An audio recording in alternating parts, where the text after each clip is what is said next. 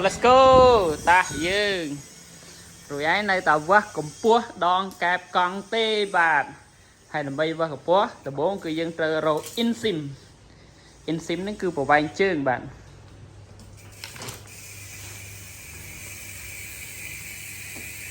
ឡើយយកអានេះមួយមកដើម្បីងាយស្រួលបន្ទាប់មកម៉ែត្រមួយទៀតមក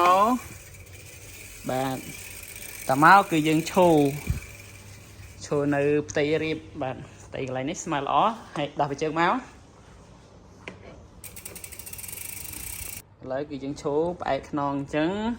តមកយើងមកនេះផ្ទៃរៀបអានោះផ្ទៃរៀបដូចគ្នាអត់ស្មើតនេះតដាក់ដើមទៀត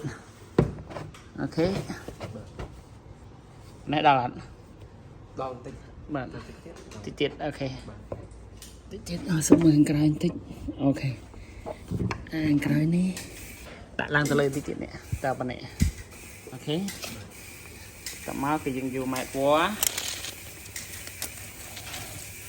ប្រព័ន្ធនេះថាជាអាច81 82តែជាមួយចាក់ស្ដែងទៅបាទសុំតិចបាទឃើញហើយគឺ798បាទគឺយើងបានហើយ798ហើយយើងយកមកកណនាហើយការកណនានេះគឺយើងកណនាចេញពីដុំកដាលឡើងទៅកែបអូខេពឹងយក79មានកាសចូលអត់បាទ79.8គុណនឹង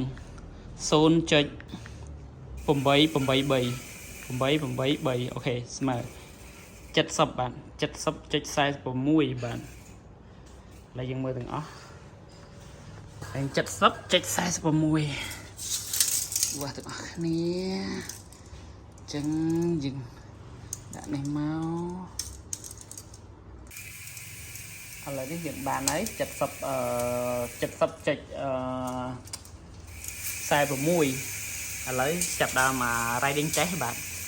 អូខេអានេះបន្ទាប់ពីយើងវាស់ insim ហើយនឹងកណនាប្រវែងដងកែបហើយគឺយើងត្រូវដក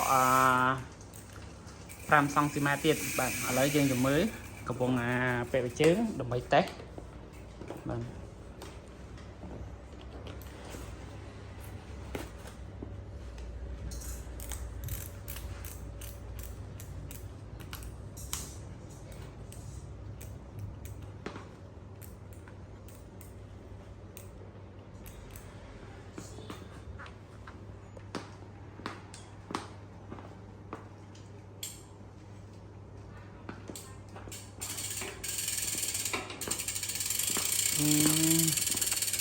តោះ